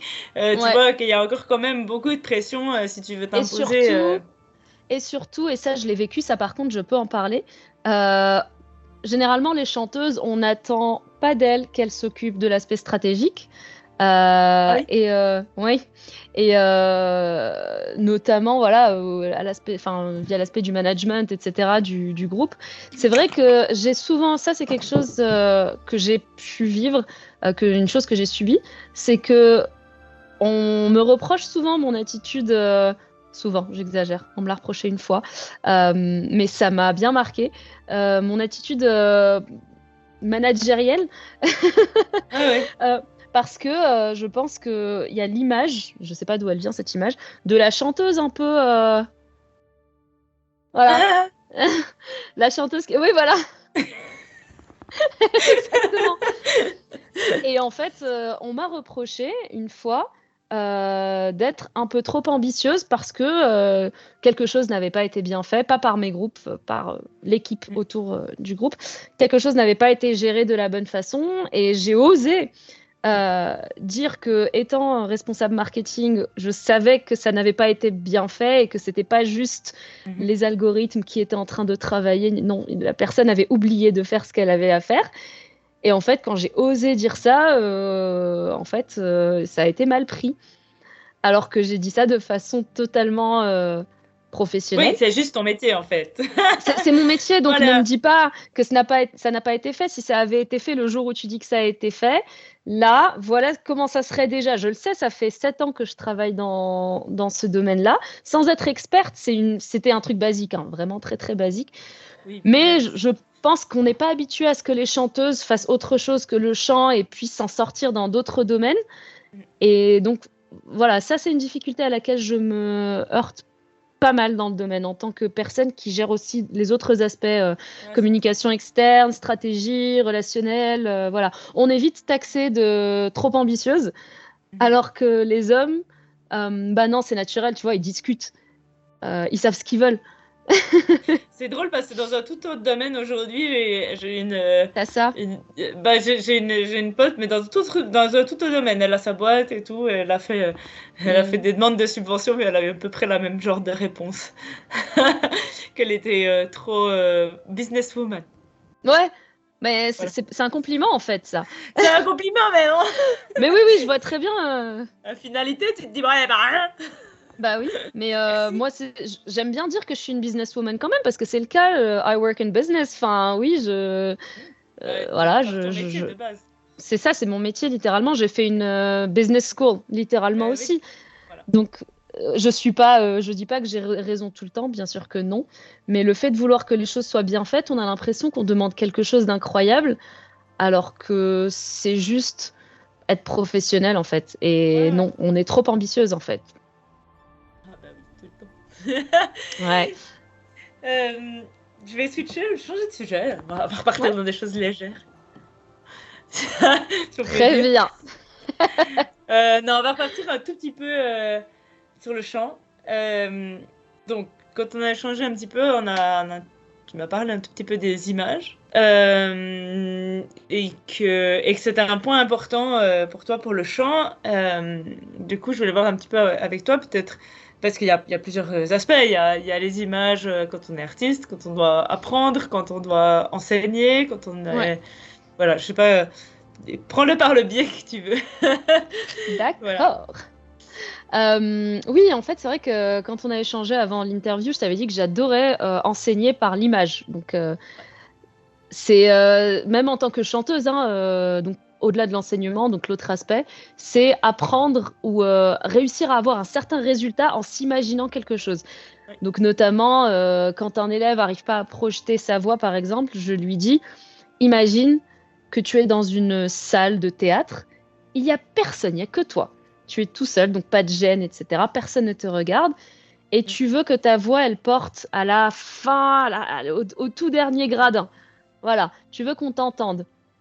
Essaye de sortir la même note et puis tout de suite, ça débloque des choses. Et ça l'a fait pour moi aussi quand je me les suis imaginées en studio, que j'arrivais pas à avoir la puissance que je voulais quand j'apprenais encore en autodidacte et que en fait, je n'avais aucune idée de ce que je faisais au niveau de larynx, résonateur, machin. Je ne savais pas ce que c'était tout ça. Je m'étais juste imaginé que j'étais dans une salle, hop. Et en fait, c'est là que j'ai réalisé le pouvoir incroyable des évocations, des images. Quand je dis évocation, c'est plus large encore qu'image parce qu'on peut s'imaginer plus que juste des situations. On peut avoir des souvenirs, on peut avoir des émotions qu'on peut essayer de recréer. Par exemple, parfois je dis, là, tu es en colère, tu es dans la rue, quelqu'un vient de... Il allait presque te rentrer dedans. Qu'est-ce que tu lui dis? Et généralement, j'ai un « wow » qui sort et qui résonne bien. Oui. Donc voilà, c'est un peu ça que je voulais dire quand je parlais d'image. C'est un des piliers de ma façon d'enseigner. Et je trouve que c'est tellement accessible en fait. Tout le monde peut s'y retrouver et ça fait pas peur. Ouais. J'ai parfois eu cette discussion avec d'autres profs. Est-ce que tu penses qu'on enseigne que par image? Est-ce que je pense qu'on enseigne que par image? Le chant, hein, je précise. Ouais, je comprends bien. C'est une question ouverte, il n'y a pas de réponse juste. Hein. Ouais. Quelque part, ça dépend de ce que tu entends par image, parce qu'en fait, contrairement à un instrument classique, enfin, oui. Quelque part, on est obligé en fait, parce que on voit pas l'instrument. C'est des images qu'on emploie quand on dit imagine ton larynx ou quand on montre un larynx extérieur. On va pas sortir le larynx de la personne et dire tiens voilà exactement ce qui se passe là, tu vois. on peut pas. L'image est parfaitement métal. Là. Ouais, grave. Puis voilà, et la fois où on voit des cordes vocales en vrai, c'est hardcore quand même comme vision aussi, hein, quand on n'est pas habitué. Ouais, moi, je suis absolument pas gênée par ce genre de choses. Mais moi non plus. Il y a des gens qui n'aiment pas du tout. Vraiment pas du tout. Ouais. Il y a des gens qui n'aiment pas. Et ça met mal à l'aise, en fait, certaines personnes. Moi, je m'en fiche. J'ai les miennes en plus de vidéos, donc je les montre à mes élèves, mais je les préviens avant, parce qu'on ne sait jamais. Et c'est vrai qu'il y en a, ils font « Ah ouais, c'est bizarre ». Et puis, voilà, donc, bien sûr, je respecte. Mais donc, pour répondre à ta question, je pense que quelque part, on en est toujours rendu à enseigner par image. C'est toujours des images. Quand je dis image, ça peut être, comme tu disais aussi, une évocation. Imagine que là, quelqu'un t'a dit ça. Rappelle-toi quand. Enfin, voilà. Il y a toujours... ouvre la bouche, imagine que l'air, voilà, il circule. C'est pas une image et en même temps, si, parce qu'il imagine. En fait, dans tous les cas, on finit toujours par enseigner énormément par image le chant. Hein. Je suis assez d'accord. Est-ce que tu l'utilises pour préparer, par exemple, tes interprétations, imaginer l'histoire ou je sais pas, par exemple, dans ce peut-être évocation, comme tu disais. Ouais. Parce que image, moi, tu parles de moi, donc hors oui, toi, en tant que... toi, déjà, avec tes chansons, est-ce que tu l'utilises pour préparer ton interprétation, en fait? Complètement. En fait, je dis souvent que je parle mes chants. Vraiment, je dis souvent que je parle mes chants ou mes chansons parce que j'ai toujours une image en tête quand j'écris. Et puis là, je travaillais sur des nouveaux morceaux. Et quand j'ai écrit les paroles et que je l'ai enregistré, j'avais déjà une cinématique en tête avec des choses qui se passaient, une ambiance, etc. Et encore plus loin que ça, en fait, même sur scène, pour des morceaux qui même ne sont pas les miens, comme Tempérance, par exemple, j'ai des souvenirs en tête selon les morceaux. J'ai certains morceaux qui sont heureux. J'ai des souvenirs en tête qui font que sur scène, je vais encore plus m'ouvrir, par exemple. Enfin, voilà. C'est des aides que j'ai constamment, la cinématique, ouais. Ah, oui.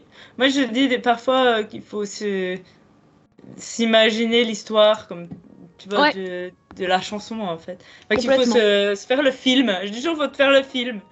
C'est ça. Il faut être son personnage, en fait, dans le film. Son personnage principal, faut pas hésiter. C'est pas Hollywood, mais c'est cool. Oui, c'est ça. Je vais faire un tout petit point sur... du coup, personne n'a changé. Donc, j'ai vu que tu écrivais aussi. Et actuellement, du coup, tu es sur un nouveau projet de roman. Tu en as déjà sorti un. C'est ça. En fait, c'est la suite. Ouais. Ok. Alors... C'est la suite et fin. C'est une Est-ce que duologie. tu peux déjà nous parler du coup du premier juste et puis éventuellement sûr. de la suite des fins? Bien sûr. En fait, c'est un projet, tout ce qu'il y a de fantasy le plus classique. Enfin, vraiment, j'ai repris les codes, j'ai pas réinventé l'eau chaude. Ouais. Mais parce que je suis fan de fantasy type Harry Potter, c'est un peu fantasy fantastique, c'est un peu Ouais. bâtard, mais Harry Potter, Tolkien, Hunger Games, j'aime beaucoup. Voilà. Ouais. Donc, ouais, Tu j'adore. restes dans j'adore. Fantasy, Hunger Games? Ouais, un peu, oui. C'est urban fantasy, mais c'est un peu. Ouais. Pour moi, c'est un peu quand même dans le genre. Après, ceux qui liront me diront s'ils y retrouvent quelque chose ou pas, mais c'est Ouais. plus médiéval fantasy ce que je fais. Mais il y a aussi, c'est une femme comme protagoniste, il y a une histoire de rébellion, elle représente quelque chose quand même, voilà. Donc ça reprend un petit peu quand même pas mal Hunger Games. D'ailleurs, dans une de mes reviews sur Amazon, j'étais trop contente. Il y a quelqu'un qui a dit que genre c'était la relève et tout. J'étais là, oh, trop bien. Ah, trop bien.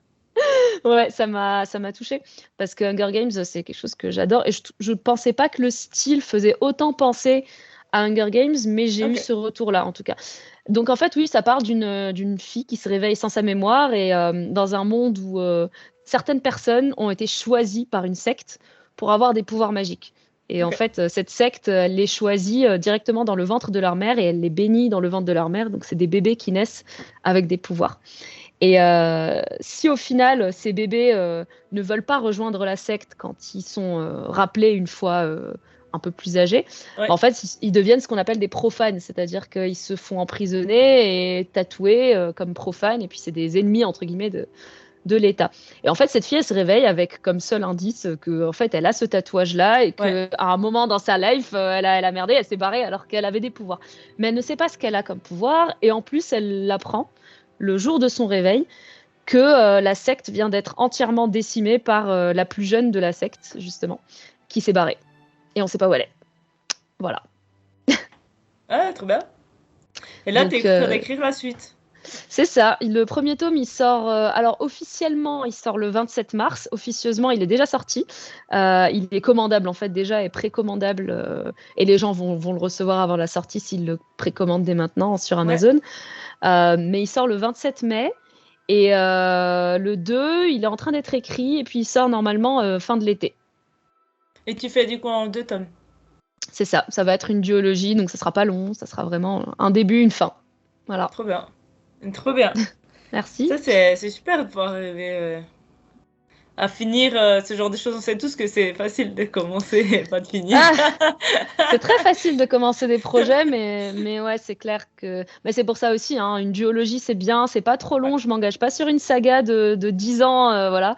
Et surtout en tant que nouvelle autrice, jeune autrice, je sais que on n'a pas forcément envie de se lancer dans un truc trop long.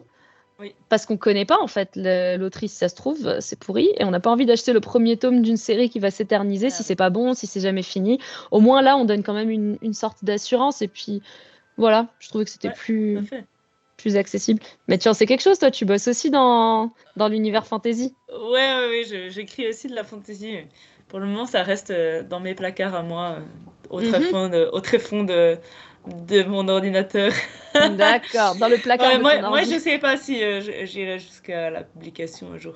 J'ai toujours dit que c'était un peu le truc que je faisais pour comme loisir, et des fois il faut garder des loisirs, etc. On verra. C'est vrai que l'illustration, je l'ai plus utilisée que l'écriture. L'écriture qui est un peu mon petit truc caché. Ouais. Je vois, je vois très bien. Je te dirai si pour mon prochain roman, du coup, pour l'illustration, ça me ferait plaisir de bosser avec toi. Carrément. Et d'ailleurs, on n'a rien à voir, mais j'ai une couverture à faire, il faut que je la fasse pour avril, il faut que je me dépêche. Allez. Rien à voir, mais ça me vient de me... Ah oui, il y a ça encore. Ça t'a frappé. T'as fait des mangas? Ouais. C'est vrai? Ouais. J'ai vu ça quelque part. Et je me suis dit, ah, là, je l'avais pas vu. En fait, ma grande entrée, mon entrée dans l'édition s'est faite à 22 ans, je crois, quand j'ai fait publier mon manga par une maison d'édition qui n'avait en fait pas du tout vocation à être publié. En fait, à la base, je dessinais un peu pour moi. Je publiais ça sur un site de scan en ligne complètement gratuit, parce que vraiment mon but c'était juste d'avoir une histoire à raconter. C'était Manga Draft. Ouais. C'était Manga Draft, donc spécialisé manga. Mais je crois que maintenant ils ont ouvert aussi à d'autres styles, même je crois les livres, mais bon, je suis pas sûre. Peut-être les webtoons, bref. Et en fait, l'éditeur, il m'a trouvé sur cette plateforme-là et il m'a demandé si ça m'intéressait d'être publié. C'était un petit éditeur à la base et donc en fait, je me suis dit pourquoi pas. Ça permet vraiment de se lancer dans l'aventure. Je m'attendais pas forcément. C'était vraiment par curiosité de voir comment c'était le circuit. J'étais encore en stage à l'époque, j'étais encore étudiante, donc vraiment mon but, ça n'a jamais été d'en vivre. Et au final, le gars de la maison d'édition, c'est un super pote maintenant. On s'entend super bien. Il m'a beaucoup aidé pour l'autopublication de mon roman. Ouais. Et très sympa, voilà. Et c'est comme ça que ça s'est fait en fait. Et Lucifer, donc mon manga, c'est une saga qui était censée avoir 11 tomes. Et je vais peut-être un peu réduire quand même. Pour pas avoir encore... Il y a 5 tomes qui sont sortis, pour pas encore avoir 6 années à tirer avec, même si j'adore l'histoire, c'est juste que j'aurais pas le temps, en fait. Je peux pas garder encore 6 ans pour cette histoire, mais je vais quand même bien la finir, je pense. Voilà. Et c'est une super expérience, en fait, d'avoir fait ça. Ça m'a appris ça m'a appris ce que j'aimais ou pas dans le monde de l'édition, comment ça marche aussi. Énormément de parallélisme avec la musique. Énormément. Ah oui, c'est incroyable. Vraiment, c'est plus que ce qu'on croit, je pense. Et j'ai la chance d'être bien versée dans les deux et du coup réaliser à quel point ces deux domaines sont proches. Donc, j'apprends beaucoup de l'un pour l'autre. Ouais. Super intéressant, ça. Ouais, non, mais c'est vrai qu'il y a beaucoup de similarités quand même. De manière générale, dans les arts, je pense.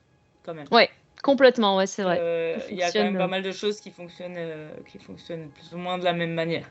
Oui, complètement. Super. Notamment le réseau. Notamment les réseaux. Ouais, c'est vrai. Et puis des fois, les réseaux s'entrecoupent. Ouais, exactement. Ça, c'est vrai. J'aimerais finir par une petite question, si tu veux bien. Toujours. Qu'est-ce que tu conseilles aux artistes, on va dire aux jeunes artistes, pas forcément en âge, mais jeunes dans leur pratique, qui veulent se lancer dans le métal, voilà, qui veulent se lancer dans le métal. Qui veulent se lancer dans le sens de devenir pro ou Ouais, ou semi-pro, en tout cas, progresser avec leur groupe. C'est de bien s'entourer. De bien s'entourer dans le sens savoir ce qui est le plus important pour eux. S'ils veulent aller loin, bien s'entourer au niveau des compétences, mais aussi au niveau humain. Parce que si c'est pour des années, faut avoir des gens avec qui on partage des valeurs, des gens positifs aussi. C'est un milieu où il est très difficile d'aller loin quand on a des bâtons dans les roues. On en a déjà des bâtons dans les roues qui viennent de partout, mais alors si en plus, de l'intérieur, voilà, quelqu'un qui voit toujours le négatif ou quoi, non, il faut être positif, il faut être optimiste dans ce milieu. Il faut rester humain, il faut s'entraider aussi. Tous, pas se tirer dans les pattes, quand même. Non, mais oui. Ouais. Et pas oublier d'où on vient. C'est facile de se perdre. C'est facile d'oublier qui nous a aidés, qui a été sympa avec nous au moment où on était, nous, dans la situation d'avoir besoin d'une faveur. Oui. Et après, d'oublier. Voilà. Donc, c'est le conseil que je donne d'y aller en sachant dans quoi on se lance. C'est difficile. Mais voilà, de bien s'entourer. Positif et compétent. Ouais, carrément. C'est super conseil. Je pense effectivement... J'ai l'impression que la majorité des problèmes vient des groupes déjà à la base, tu sais, quand on ne s'entend pas humainement, que tout ça. Des fois, il faut vraiment prendre le temps que ça marche. Exact, complètement. Faut pas se dire, ouais, non, mais c'est bon, tu sais jouer de la guitare, viens dans mon groupe. Voilà, faut vérifier beaucoup de choses avant. Les ambitions en commun aussi, parce que parfois, les groupes évoluent. Ça, je vais dans le pratico-pratique, mais se poser la question régulièrement pour pas finir par tout faire tout seul en se demandant pourquoi les autres, ils se bougent pas. Peut-être que pour les autres, c'est juste leur groupe du dimanche, alors que toi, tu vas en faire ta vie. Toujours être clair par rapport à ça, en fait, dès le début et régulièrement. S'il y en a un qui a eu un enfant, s'il y en a un qui a un nouveau boulot, s'il y en a un qui a déménagé, ça peut changer les ambitions de vie et that's okay. Mais voilà, il faut savoir pourquoi tout le monde est là. Totalement. C'est clairement. Et comme tu dis, ça évolue. C'est une très bon conseil de se reposer régulièrement la question de où on veut aller. C'est ça. Où on veut aller ensemble. Il y a des gens qui comparent un groupe à un mariage. Un mariage à 3, à 4, à 5. Et voilà, ça s'entretient. Hein. Complètement. Et puis, dans certains mariages, il y en a 2 qui... Dans certains mariages, du coup, de groupe, il peut y en avoir 2 qui font tout parce que voilà, c'est ce qu'ils voulaient à la base, il n'y a pas de souci. Et il peut y en avoir 2 qui se retrouvent à tout faire alors qu'ils n'avaient pas prévu. Donc, c'est important de savoir ça. Mais je pense qu'on apprend ça avec à force, en fait. Je donne le conseil, mais en fait, je pense que la meilleure des choses, c'est de s'en rendre compte, de faire un premier projet, de se rendre compte que oups, bah là, je fais tout, j'en peux plus, je dors plus. Puis voilà, la fois d'après, ajuster, apprendre, voilà. Ouais, complètement. Faut pas s'attendre à ce que ça marche du premier coup, quoi. Ça n'existe pas. Non, ça n'existe pas. En rien. En rien. Non, en rien. Moi, je dis toujours aussi ça pour le chant. Hein. Je dis tout le temps à mes élèves, mais tu crois quoi? T'es tombé combien de fois avant de réussir à marcher? Grave, exactement, ouais, c'est ça. Quand tu vas apprendre un nouveau truc ou quoi, bah oui, on va pas y arriver en 1 heure, hein, mais c'est pas grave, on va y arriver, un moment. Exactement. Persévérance, ça, on va garder ça pour le mot de la fin. On va garder l'image qu'il faut avancer, malgré le fait qu'on tombe. Il faut persévérer. Et on va dire qu'on va persévérer avec optimisme et... Oui. Et positivité. Et positivité, exactement. Positivité, oui. C'est ça. Complètement. Et pas oublier d'où on vient aussi. Je trouve que c'est très important quand même. Ouais, c'est vrai. Il n'y avait pas une chanson qui faisait ça? Une chanson metalcore? Non, peut-être, mais alors, non. I remember where I come from. Un truc comme ça. Ils sont capables, hein, les gens du metalcore. Totalement. Ouais. Totalement. Non, je te retrouverai, je te renverrai. Ouais, ça marche, tu me l'envoies, ouais. En tout cas, merci beaucoup de... Merci à toi, c'était trop cool. D'être venu. Ouais, carrément. Ben, comme je t'ai dit, hein, je réfléchirai, mais on pourra peut-être faire d'autres sujets une fois sur la question de la voix, de comment on se gère au niveau artistique aussi, parce que ça, c'est super important d'avoir des gens qui peuvent parler de ça. Donc voilà, il y a beaucoup de questions aussi à ce niveau-là. De la part de plein de gens, donc en tout cas merci merci à toi, c'était trop cool, et puis merci aux gens qui regardent la vidéo aussi, hein. J'espère que ça a plu quand même aux passionnés de chant et de carrière musicale en général. Yes. Lina, du coup, merci beaucoup, et puis je te dis à bientôt parce que on risque de se recroiser prochainement. J'espère, merci beaucoup, et puis à très vite, ouais. Oui, merci.